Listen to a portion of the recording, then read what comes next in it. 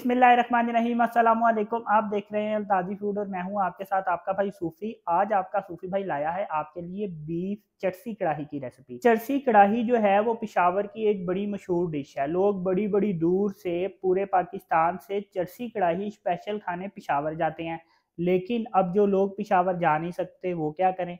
आपका भाई लेकर आ गया है आपके लिए बीफ चरसी कढ़ाई की रेसिपी। बड़ी मज़ेदार बनती है, बनाना बड़ी सिंपल है, बड़े थोड़े से मिर्च मसालों के साथ बन के तैयार हो जाती है। ख़ास करके वो लोग जिनके मैदे में मसला है, ज़्यादा तेज़ मिर्च मसाले नहीं खा सकते, वो ये कढ़ाई बड़े आराम से खा सकते हैं। तो इनमें मुझे किन किन चीज़ों की ज़रूरत पड़ेगी, आइए वो मैं आपको बताता हूँ।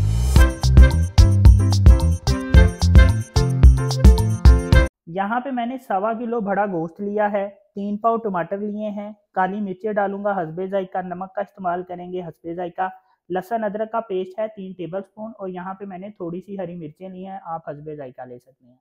तो ये बीफ जर्सी कढ़ाई बनेगी कैसे, आपने वीडियो में अंत तक रहना है अपने सूफी भाई के साथ। लेकिन शुरू करने से पहले आपसे रिक्वेस्ट है कि अगर आप मेरे चैनल पर नए हैं तो मेरे चैनल को सब्सक्राइब कर लें, क्योंकि आपका भाई लाता है आपके लिए रोजाना बड़ी ही मज़ेदार किस्म की रेसिपी। तो चले फिर शुरू करते हैं।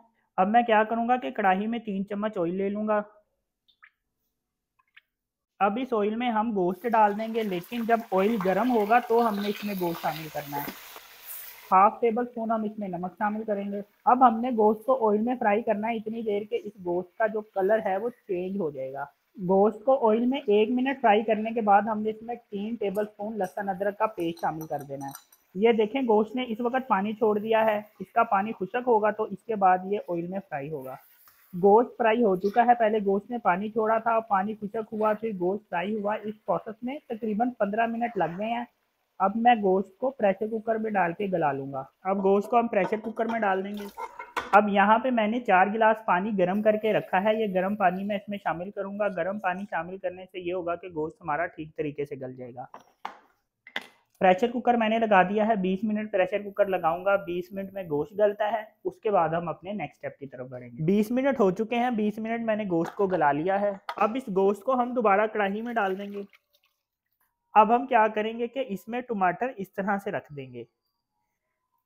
ये जितने टमाटर हैं ये सारे मैंने इसके ऊपर इस तरह से रख दिए हैं। अब हम क्या करेंगे कि इसके ऊपर ढक्कन रख देंगे और इसको इतनी देर पकाएंगे कि ये जो मैंने टमाटर डाले हैं ये टमाटर जो हैं ये नरम पड़ जाएंगे। इतनी देर हमने इसको पकाना है। टमाटर जो मैंने डाले थे टमाटर हमारे नरम पड़ चुके हैं। मैंने इसको ढक्कन दे के तकरीबन 10 मिनट तक पकाया है। अब मैं क्या करूंगा कि ये जो टमाटरों के छिलके हैं ना, हमने इस तरह से टमाटरों में से छिलके हमने रिमूव कर देने हैं। तो ये जितने भी टमाटरों के छिलके हैं हम इस तरह से इसको निकाल लेते हैं।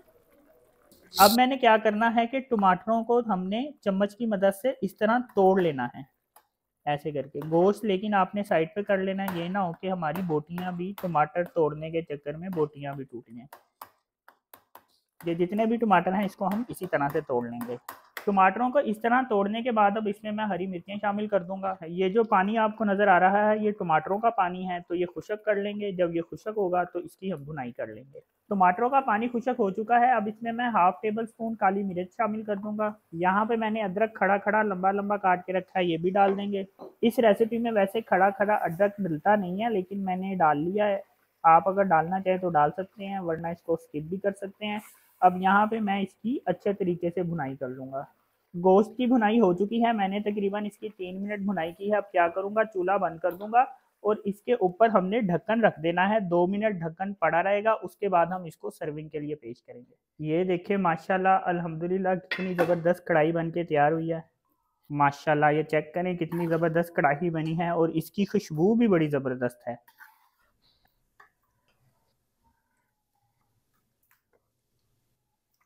ये देखें जी माशाल्लाह अल्हम्दुलिल्लाह कितनी ज़बरदस्त चरसी कढ़ाई बन के तैयार हुई है। जिस तरह से आपके सूफी भाई ने आपको चरसी कढ़ाई का तरीका बताया है, अब आप भी घर में आसानी से चरसी कढ़ाई बना सकते हैं। जब बनाएंगे, खाएंगे, ट्राई करेंगे तो फिर यकीन करें मज़ा आएगा, चस आएगी, स्वाद आएगा।